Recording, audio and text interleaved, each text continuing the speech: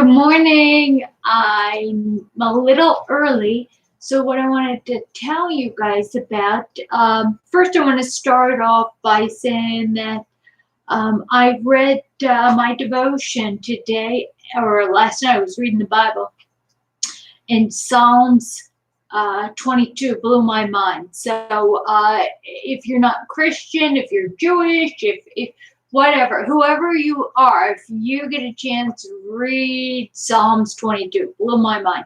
Anyway, the second thing I wanted to talk about is, in fact, I'm going to get into myelin repair, the whole thing, as soon as everybody gets here.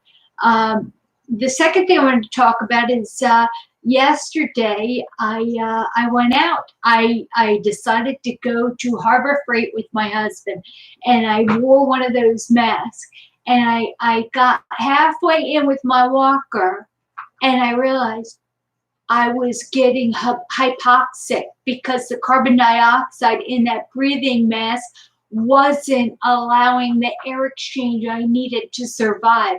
It's kind of like you see these people going for a jog down the street wearing air masks. I don't know how they do it, but I need a greater air exchange in order to survive. So I got halfway through the store. I looked at a couple things, and I had to get out and go out in the parking lot and take the mask off and deep breathe. And I'll tell you what, it just wore me out not breathing. So anyway, what I discovered is that if you have a liner in your face mask there, that'll restrict your breathing. So I took out the liner, and since I've done videos where I showed you whenever I got on the airplane, I'd wear that mask. There, it's that oxygen filtered mask, and I'd wear it, and I had a rough time not breathing. But the difference is that when you're on an airplane and you're not moving, there you don't require more oxygen. So I had my walker, and I was walking, and I required more oxygen because I was exercising. With that, you have to be able to intake more air. Unless I walk with that mask, with an oxygen tube inside going up my nose, I'm going to have to get one of the homemade masks my neighbor made me there. And it's cotton, but it's pleated, not put the liner in, stretched across, or better yet, I'll just stay home and go for walks around here, and I'll breathe easier. Well, let me see. There is a lot of us. Let's see. Hi, Christy. Hi. Let me see. Anyway, there is a number of us on, and let me see. It's a little after 11, so I can start the myelin thing. I did some research because I misspoke. Somebody asked me about vitamin D, and does that help promote myelin?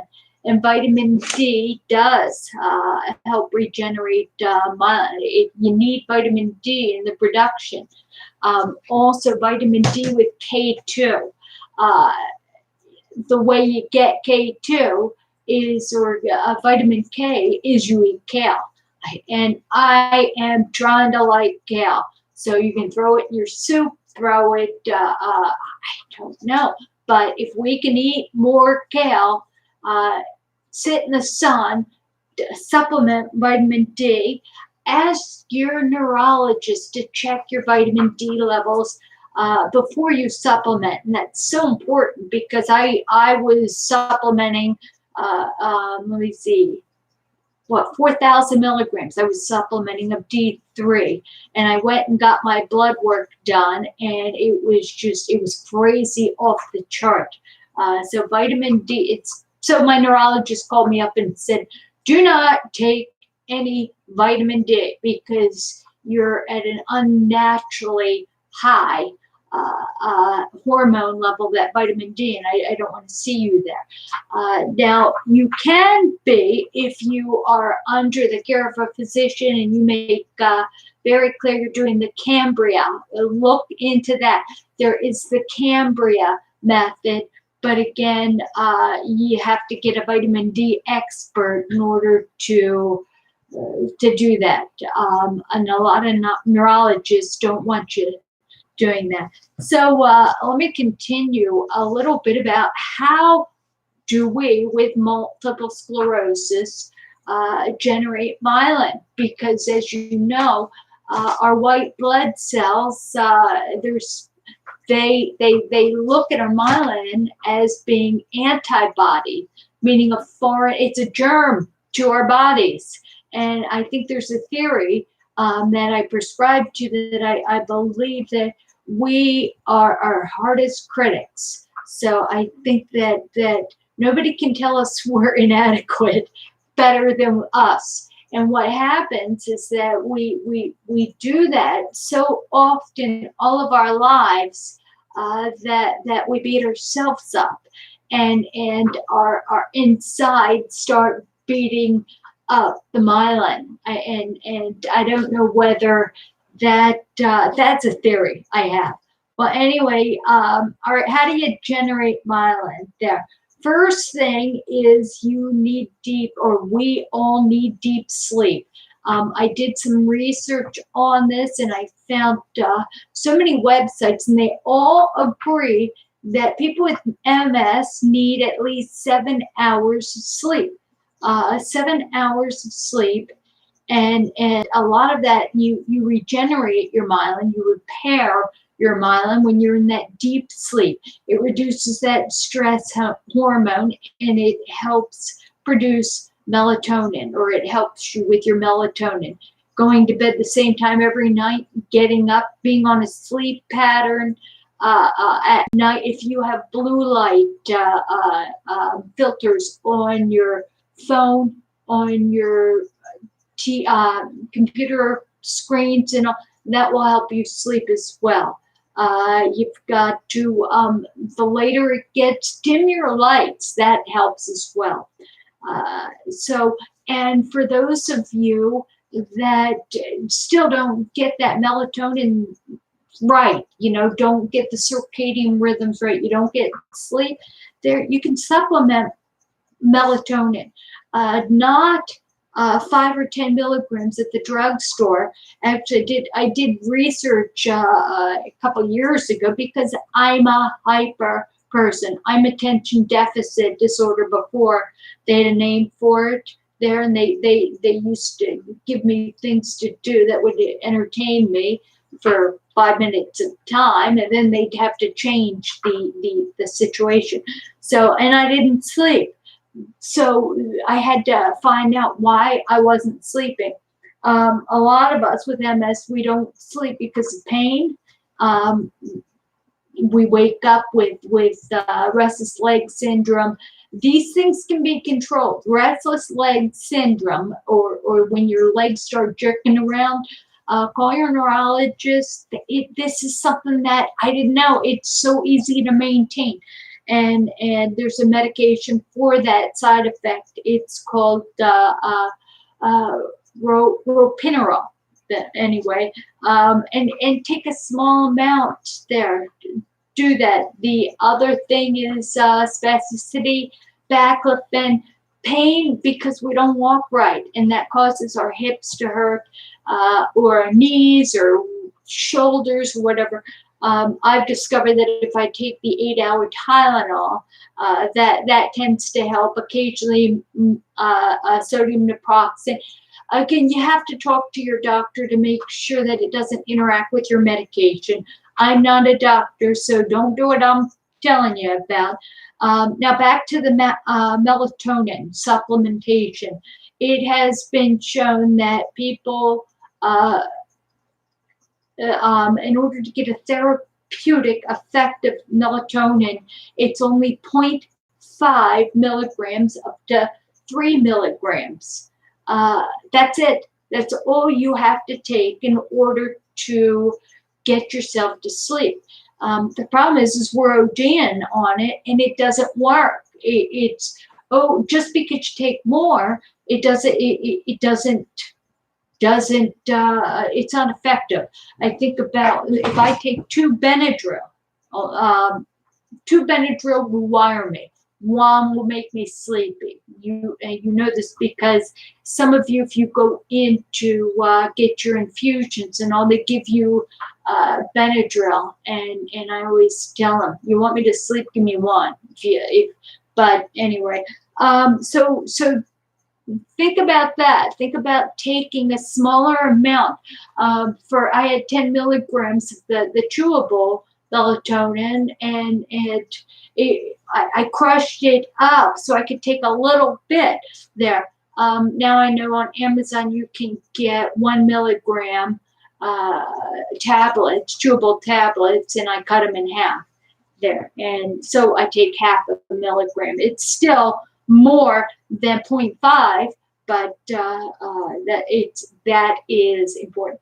The next thing I want to talk about is vitamin C. Vitamin C is necessary for the synthesis of collagen in your body. Now, the myelin is made up of omega-3 of fat. Fat is saturated fat. They recommend grass-fed butter. Don't be so afraid of saturated fat. In fact, iron is another thing that they find in myelin. They talk about taking beef liver, organic beef liver capsules, because that has a lot of nutrients that you need. Vitamin C is so important. Too much vitamin C causes kidney stones, or can cause kidney stones. So again, talk to your doctor about adding vitamin C to your diet there. Zinc, we keep hearing zinc is important to help our immune systems with the coronavirus. Now, you can take zinc at a certain amount to maintain your immune system. Some of the things that I've discovered is that when I get colds, I take zinc, and it upsets my stomach if I take too much there. Zicam, you think about going down to the pharmacy when you have a cold, and what gets rid of your cold fast is if you sniff the Zicam and it coats your sinuses with zinc there. Again, I don't know if that is an effective way. I don't know. I would talk to your doctor about different ways you can increase the zinc in your diet there. Again, I talked about increasing cholesterol, because the myelin is made up of the fatty substance it has a lot of cholesterol in it. So much we discover, we've been told. Remember in the 80s or 90s, it was fat busters. Don't eat fat because fat makes you fat. Fat doesn't make you fat. Let me see. The corn chips make you fat.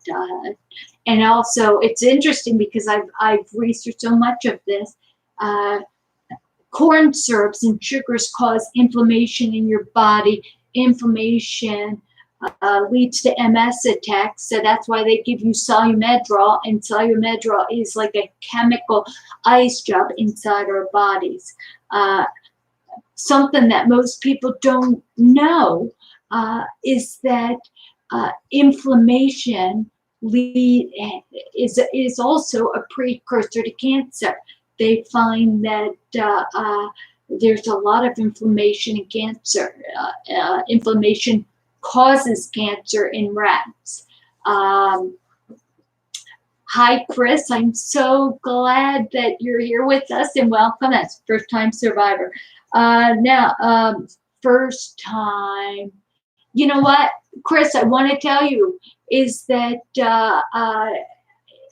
I got an issue. I don't like being referred to as a warrior, because a warrior is something that you choose you choose to be. And I didn't choose MS. I have been saddled. I have been drafted into the fight.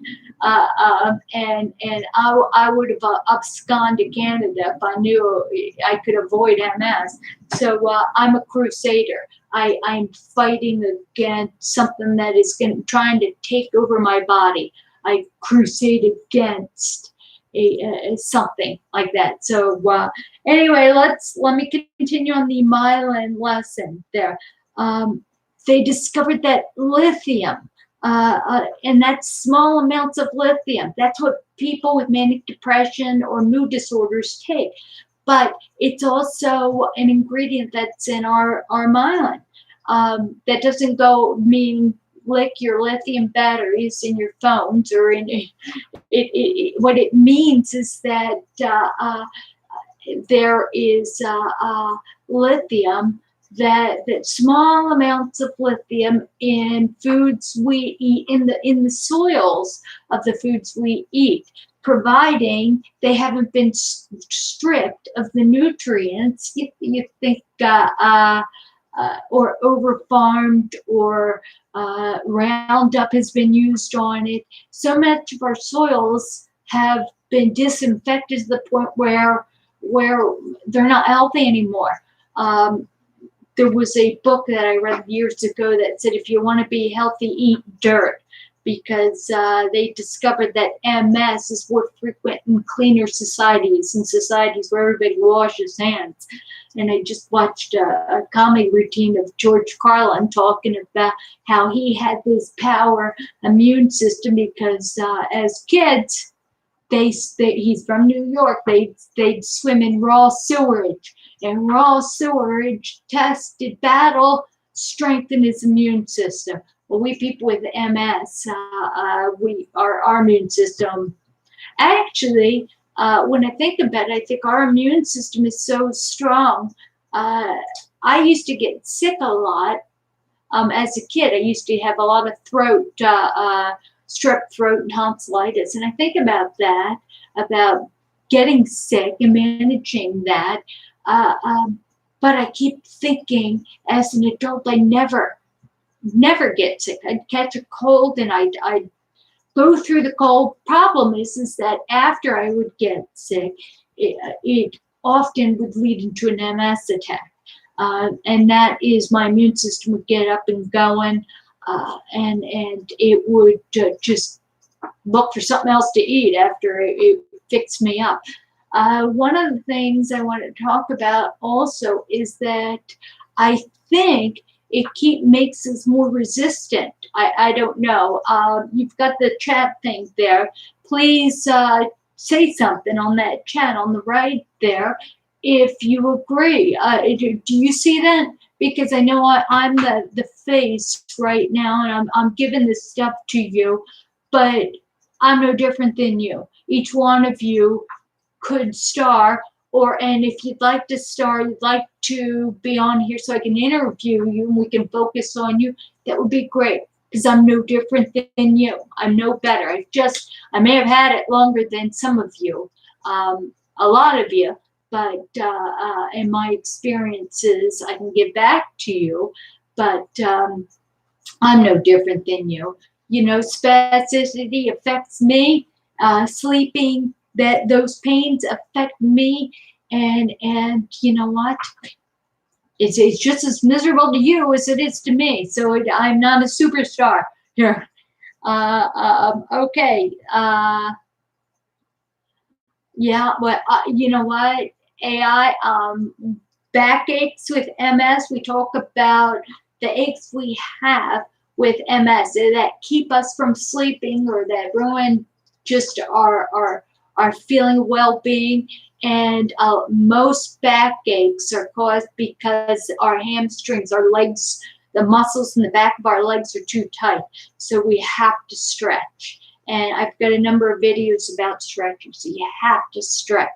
And then there's back exercises. In California, we had a fitness studios that specializes in people who had weaknesses. So I know things. That doesn't mean I do things. You know, what is the teacher, do what you teach. Forget it. You know, I need to teach, so I do it there. So and then Peru, you talk about stiff legs. There alternatives. Stiff legs, baclofen and stretching. You have got to stretch. You have got to stretch. Make sure your back. That's why the MS Society talks about yoga so much. And you know what? Whenever you want to work out, go on YouTube. This stuff is free. And there's MS Society videos on how to do things in a wheelchair. If your abilities are above that, they have things. Now let me get back to myelin repair, oxygen exchange, breathing deeply. Google, if you have a telephone, if you have a Google app, if you have an iPhone, if you have any way to get applications, there are deep breathing apps that you can, that'll help you to deep breathe, teach you how to breathe right. And you breathe like you're filling your belly up with water. You're pouring water down. I'm going into teaching you how to deep breathe, but that's not my point here. You can learn this on your own. You have to deep breathe, and that will really help. Now, Chris, I see right here, you take gabapentin, and I'll tell you what, God bless you, because I've discovered that gabapentin makes me worse as far as dizziness, and I can't do it there. I know that if you do take it and you've built yourself up into taking it, you're desperate. You're so desperate, and you take it, and gosh, it breaks my heart because I've been there. But I'll tell you what, a lot of the MS pain that we take gabapentin for is acute pain. What I mean by that is that when you sit down, you have that paresthesia, and you feel like your skin is ripping, is that burn, or even think about Lermitsum. When you put your head down, it goes zzz, zzz. That one video I have has got more people because people think I'm nuts there. But you put your head down, that shock there. When you first feel it, it's so disturbing. Taking gabapentin to treat it there, it's so overwhelming. Instead of just, it's like, all right, it's kind of like being punched. All right, it's shocking, but it only lasts a second or two. I would rather, most of us have to make that decision. Can we get through that second, or do we want to possibly change how we feel for the next 12 hours by taking a medication so we can get through that second? But this is something that we all have to decide for ourselves. Now back to myelin. I'm going to try to get through this here. Probiotics and prebiotics. So much of what we learn with MS is that there is a very good chance that we have an absorption problem, that we have a gut bacteria problem, that we don't have it. Is it because we don't eat dirt, like that book said? Is it because the nutrients are lacking in the soil? In some cases, you'll know this, where they've experimented in giving people tapeworms or different types of worms, not tapeworms, but different types of worms or parasites, because of our body. We're nothing but bags of skin with yuck inside, and that yuck, the germs, we have the bacteria, the funguses. That stuff all has to work together. And you'll know, because if you take an antifungal, say for fungus infection, you know that your bacteria goes like crazy, right? You end up getting bacteria infections. Same thing when you take antibiotics there, you can get yeast infection. So it's a gentle balance there. The probiotics and the prebiotics is something we ought to take to introduce into our stomach so we can help that balance there. Hi, Suzanne. Let's see. Yes, that's exactly what I mean. You don't get colds. And in Avonex, I was on Avonex forever. I was on Tisabri. Yeah, you know what? And the pain that I had, I associate that I have now. It's chronic pain after I had MS forever. That chronic pain, I think, is associated with the side effects that I used to have with Avonex, beta-seron, all that stuff. But, all right, so continuing on myelin repair, beef liver capsules, that gives us. The other thing is vitamin B complex. Why vitamin B complex? Well, because they discovered that biotin is necessary to create myelin, folate. Folate is important in myelin. Each one of these things have been studied. But if we take each one of these, or if we take a complex, we've given our body B12, all this stuff that is so important. Let me just see here. I'm sorry. In a citol, there, vitamin B complex. There's something that I haven't researched there. Oh, choline. Choline's another thing that they say, and that's B complex. It's in there. I would not take different vitamins for this. I wouldn't do. I take a probiotic and a prebiotic on msfrontiers.org. If you go there and you go to the nutrients, it recommends the type of probiotics that you should have, and it's a list of probiotics. Because it's more than just what you get in yogurt. In fact, the fallacy is that when we eat yogurt bought from stores, a lot of times it's processed with such high heat that it kills anything good in it. The other thing is that they put so much sugar in that, and that sugar causes inflammation, and that is a problem. Let me see. Omega-3s. If you're supposed to get that, if you can eat flaxseed, and I recommend that. Everybody should be doing 2 tablespoons of flaxseed. Everybody with MS, every single day. 2 tablespoons of flaxseed because it's good for your colon. It gives you omegas that you need, that fatty acids you need. It also has been shown to lower your blood pressure, lower the bad cholesterol, the LDLs. It's good stuff. Now, all these things you can Google yourself there or research yourself there. The other thing that leads to good myelin is exercise.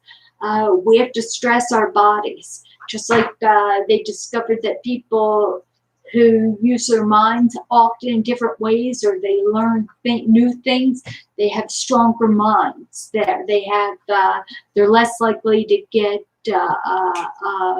dementia and have cognitive issues. Speaking of cognitive issues, acetylcarnitine. No, cysteine. NAC. It's NAC. NAC. Google that. I can't remember if it's cysteine or carnitine. Anybody on the chat, please type in when you Google that on the side. their NAC. What is that? Help me out, participate there. That is something that has been studied that improves your cognitive function. That and don't talk to your animals because they won't challenge your thinking. You have to talk to another human being, and debate. You know what? Really, with what's going on in the world, I like to follow that. It's a mantra. You have a teachable spirit. Use your brain as an exercise your brain. So I have a teachable spirit in that I don't believe everything I think or everything I say. So if any of you can help me change my thinking or disagree with what I say, please put it there, because it's, again, I'm no different than you. In fact, somebody had put down is vitamin D. It was last week. Is vitamin D does that help with myelin? And I wrote, I couldn't remember. I couldn't immediately remember. So I said I will research it and I'll come back to you. Let me see. Choline, vitamin D, vitamin K, omega-3, exercise, beef liver. Let's see, biotin, folate, pro and prebiotics, iron. Two more things: the ketogenic diet, which if you go to msfrontiers.org and you look at the diet tabs, and you look at that ketogenic, keto, we hear keto diet. If you look, it's a lot of fats, fruits and vegetables, and meats, so much of that. You don't have to buy a diet book, an MS diet book, there, because just like MS is a snowflake disease, different diets work for different people there. And you know what makes you feel good, what makes you regular, what makes your skin healthier, your hair healthier, and so you know, there's also food allergies. A lot of us, we will, like I tested that I had a slight food allergy to milk, and yet I'm talking cow's milk, and yet I have it in my coffee every day. I have, and yet I don't feel that it's causing problems. But what having a slight allergy to food does, to a certain food you keep taking, is it causes inflammation, and that inflammation is so detrimental to our health there. That's why we're supposed to back off of sugar really hard now that this coronavirus, this COVID-19, keeps us inside. And I think that, you know, I like to swim, but I can't do it right now. And I've gained 5 pounds, which everybody says I needed. So I wanted to let you know there. Now, flavonoids, that's the other thing I wanted to talk about, flavonoids specifically. And I'm going to give you 3 flavonoids. It's found in fresh fruits and vegetables. So instead of making a meal, like your dinner, I have Eurotrash. I've got so much of that in me, Hungarian, German, and stuff like that. I am used to, the old me would start with meat, and then I built the vegetables and the starches around that. But when we have MS, the new way we're supposed to eat is, let's start with the fruit and the vegetables. Let's start with that, and then the very last thing we do is add meat.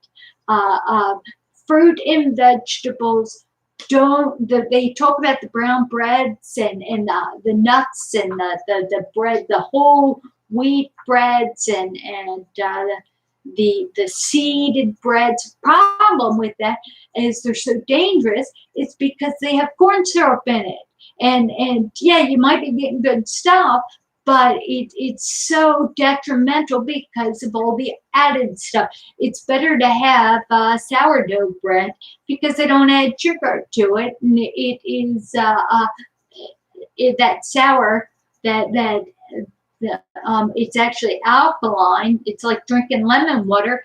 Your body knows what to do with it.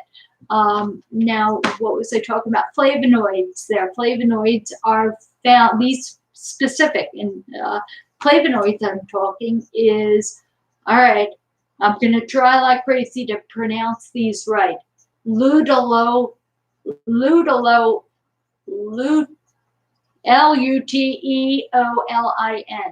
luteolin. Boy, I need to say it like a spelling bee. Luteolin, Luteolin. Fruits and vegetables. If we eat around fruits and vegetables, what fruits and vegetables we are supposed to eat? The griefy leaves, the darker, right? If you can grow your own food, it's even better. There, what can you do? The griefy kale. Gotta eat kale. I hate kale. But I'm going to learn to like it there. So if we can do that, in fact, I've discovered that if I take kale and I put it on a cookie sheet and I mix it with olive oil, which is really good. We're supposed to increase our oil intake, not deep frying that stuff, but adding that oil there, and then putting garlic on top of that, and a little salt there, and then all of a sudden I've got something that tastes good, and that crispiness. You bake it, I think, for 20 minutes. I'm not sure, for 20 minutes there. You'd have to Google it. My favorite place to go to cook is allrecipes.com. So you learn how to eat vitamin kale, and instead of supplementing D3, if you do not know what your blood levels are, then just go out 20 minutes a day and roll up your sleeves and expose your body to sun without sunscreen, because they've discovered that your risk of getting skin cancer in 20 minutes is of sun exposure so much less than the risk you would get if you use some of the sunscreens they have, or sun blockers they have. They have cancer-causing chemicals in them. The ones that don't are the ones that are bright white. So think about that. The zinc oxides. There's different types of sunscreens that you can use when you go out all day, and you don't want to look like a Sharpay. I'm getting old enough that I'm just not as pretty as I once was when I started doing these videos there years ago. There, I could actually wear makeup and look. I look at that, and I used to be horrified with how I look. And honestly, I don't care. I really, you don't care. You just want to feel good. And unfortunately, that comes to comfort. Cold legs every night, and it's just miserable, even in the summer. Okay, so I talked about probiotic, flavonoids, that. All right, second one is quercetin. All right, let me spell it out. Quercetin. Quercetin. Oh boy, if I spell it, I can say it. Quercetin, and that's another flavonoid found in fruits and vegetables.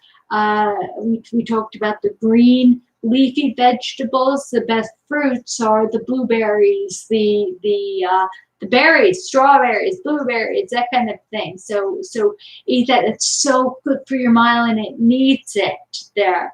And then the last one is what all of these flavonoids do is it limits the loss of myelin in people with MS. They've discovered. But anyway, the other is fisetin. I don't think I have to spell that or say that right. That is Fisetin. So that fisetin. So again, you can Google these individual nutrients and find out what they're located in. I've discovered, you know what? America's #1 fruit is bananas. Why? Because it's got the highest amount of sugar in that fruit. It is so good. Well, that's not true. I mean, when you think about figs and you think about dates and that kind of thing, that's got a lot of sugar. But our condensed sugar is in the banana.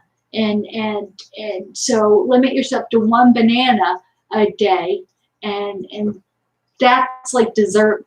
Oh, it's so good there. That is really good for you.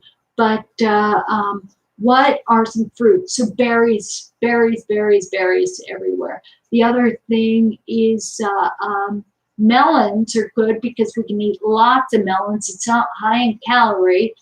One of the things about the sugar in the fruit is that your body knows what to do with that. You don't want to drink orange juice or apple juice because that is so concentrated, like takes 15 apples and creates a 8-ounce glass of that or a 12-ounce glass, and that's all sugar. And then they add sugar to it, so it's sweet. So don't do that.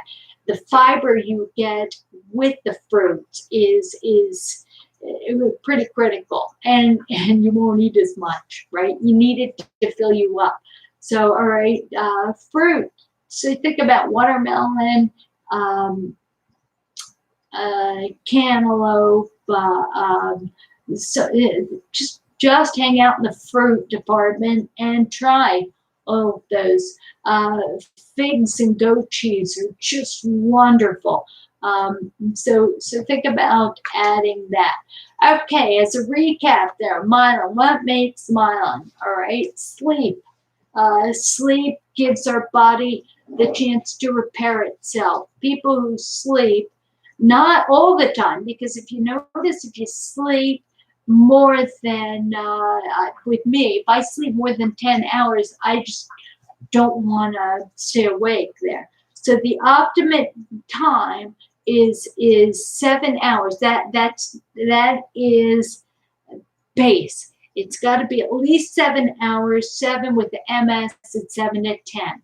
So like I'll sleep 9 hours at night, and then I'll get out of bed, and then during the day, for some reason, every once in a while, I crash at 3 o'clock, and it's that bone-tired exhaustion where it's so exhausting. And I know you know what I mean by this. It's so tiring that I can't even sleep.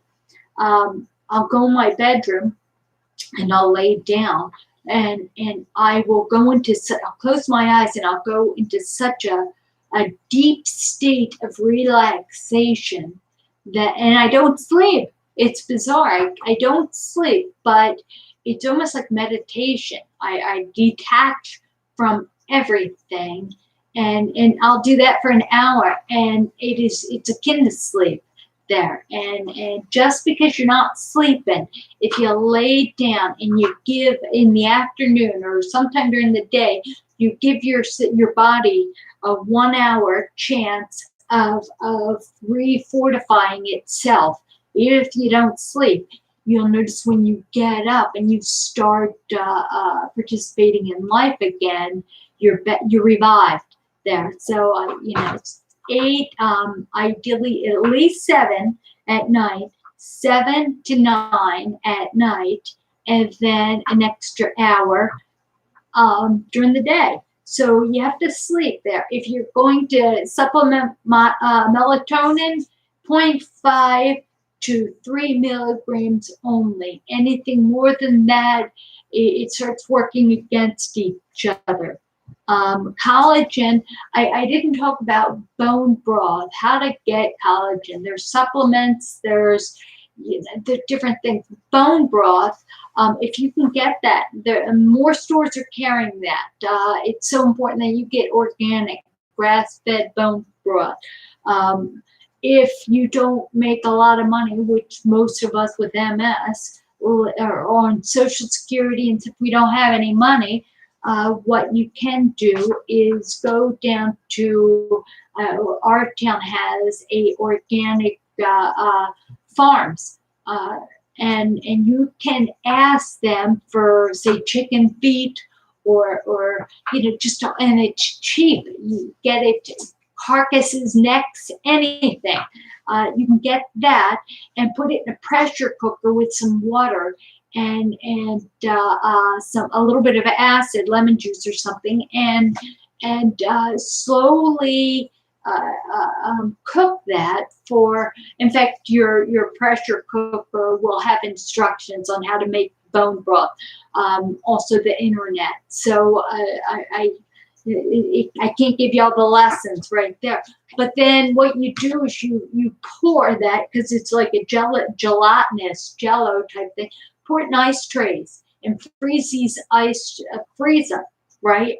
Freeze it, and now you've got many ice trays of collagen, of bone broth, and all. Take out one ice cube and mix it with water, put it in your refrigerator, and pour a little bit of that in your coffee or throughout the day, especially at night there. Your body, your myelin needs that collagen. So if you can't, if your finances don't allow you to go to the store and buy, I don't know who can afford that, these organic things. There's ways to make it happen, and I get chicken feet and boil the heck out of it and do the ice cube thing. So that's a way to get collagen. Vitamin C, that's pretty cheap. I generate kidney stones, so I can't supplement too much of that. I get too much of that, and now I've got to schedule my lithotripsy well in advance. The cholesterol, they say we're supposed to have, get grass-fed butter or ghee. If you can get some chicken like me, and then throw them in your backyard, and go down and feed them, and then you have organic eggs, and that the yolks in them that's filled with the type of cholesterol you need. So much of what we know is that the bad stuff, the stuff that leads to LDL, that's the lousy cholesterol. There's two types of cholesterol: HDL, which is good cholesterol, and LDL, which is bad cholesterol. And you'll think about the bad cholesterol. Think LDL is lousy, right? So that lousy cholesterol is caused by hydrogenated oils. What is hydrogenated oils? That is oils that have been blasted apart so that they're homogenized, so that they taste good. They're smoother and stuff. So stay away from that. You'll find that in a lot of peanut butters there. So if it separates there, then it's not hydrogenated. Skippy, I think they have a natural peanut butter that you can get there. It's not hydrogenated, but it's supposed to be really, really good for you. And it at room temperature, it doesn't separate. So I don't know how they do it, unless they're lying to me, and that's possible because I'm naive. I'm a good person to lie to because I might believe it. I have to research it to prove that I haven't been a sucker. But anyway, biotin, vitamin Bs, take that. Also, this doesn't have much to do with myelin, but I want to talk about it. It's called, everybody should be an alpha lipoic acid. They've discovered that it helps plump up your skin, so they're putting it in in creams and stuff. But what's fantastic is that, fantastic, that's a great word. No, what is something that we people with MS need to know is that the studies had shown that people who take it with MS slow the shrinking of our brain. Problem is that the longer we have MS, they dissect people with MS, because our brain shrinks, and it shrinks 1% of its mass per year. That doesn't mean in 100 years it's 100% shrunken. It's like, so all right, you've lost 1% of your brain, so now you're 99%. So the following year you lose 9.9%, 90%, 1% of 90%, and you see it goes on like that, 80%. Yeah. So it goes slower, but here it is. When you take alpha lipoic acid, it reduces that shrinkage down. You know, I wanted to talk about this, but I wasn't prepared to talk about this. But look at the studies, and there's specific types of alpha lipoic acid that you can find on msfrontiers.org. Look at the alpha lipoic acid, the nutrients, vitamins, minerals page that talks about that. Also, it'll tell you to go to Facebook and join that group, the multiple MS Frontiers medical support. And there's a lot of stuff there. There's also, you'll notice on this page there is a magnifying glass on up on the top where it says subscribe, which I want you to do, subscribe to this channel. But look at that magnifying glass. If you hit that magnifying glass after you put in alpha lipoic acid, it'll bring you to a video where I've done my homework and I explain what is the best types of alpha lipoic acid.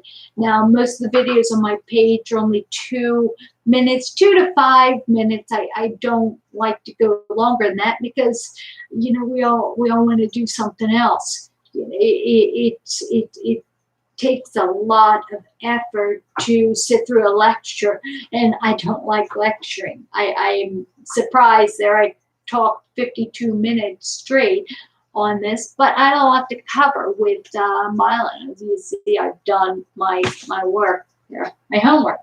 And what I'd like you to do is on the right there, put down something that you want me to research and present to you. Lyrica, I see now to answer your questions there. In fact, that's what I'm going to say. If you are watching and you heard any of this, if you have questions on anything I talked about, please present it in that live chat so I can answer them for you. One of the things that AIU talked about is Lyrica. I loved taking Lyrica in that it resolved my pain. Problem is Lyrica had side effects that I talked about before. Gabapentin has side effects. Was I willing to endure the 20 pounds of weight, the gout, my feet swelled up? Was I willing to deal with the side effects of the medication to alleviate the pain that only lasts, that acute pain that lasted like 3 seconds? It happened like 2 or 3 times a day. Every time I sat down or I stood up there, it was like the skin on my legs was ripping. Did I want to take Lyrica and have the side effects, or do I want to just deal with the pain, that pain? Again, and it doesn't work because different medications affect us differently. You think sometimes aspirin works, sometimes Tylenol works. It depends who you are, your body chemistry. Different medications amp me up. Certain antihistamines or sinus, when I have allergies there. If I do you remember Actifed? If I take that, I go nuts. There's something in there that makes me crazy. And AI, what you're saying is great. You take too many meds at the same time. Now, we have to be our own advocate on these things. You observe that you take too many meds at the same time. Okay, so question, are you taking too many meds, or are you taking them at the same time? That causes the problem. So it's so important you write down how you're going to physically change how you take it. So you might want to take certain medications at like 7 in the morning, another one at 8, another one at 9, every hour, kind of like distribute them at different times. Set your alarm and do it that way there. And Lyrica is not an antidepressant. Omega is that's a fat, and then baclofen tends to be it's a tone breaker. It's an antispasmic. The spasms we have are because our tone, our leg tone, our muscle tone is too strong. I have a video that talks about spasticity, and spasticity tends to happen when you have two opposing muscles that are contracting at the same time, and it locks out the limb. So how do you battle that? You can take baclofen. You think about Botox, where it deadens one of the muscles. Problem is that how much strength do we have, how much in the muscle, or how much are we relying on tone to have us use our muscles there. One of the best exercises we can do, again, is stretching. When we stretch, we're telling that muscle to relax. Interesting about MS massages is that they can't do what to our bodies what a typical massage is. Typical massage, I'll show you, is all right. You rub. You keep doing that, right, and that'll release knots in the typical body. What does it do with MS? Well, it tightens it up. We get spastic. That muscle's like, no way is it going to relax, right? It doesn't like that. MS massage is when you take, say, that muscle, and people who specialize it, you pull that muscle and you hold it, If the muscle is warm or they know how to do that. They're magnesium, different supplements, or compresses and all. They hold it, and that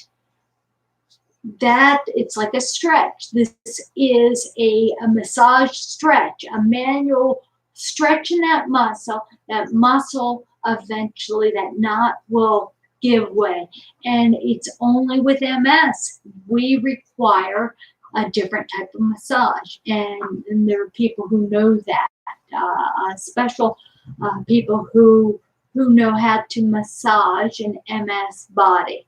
If you have a knot, worst thing you can do in your back or anything, worst thing you can do is have somebody try to work it out, knead it out, because that's not the way we get rid of knots.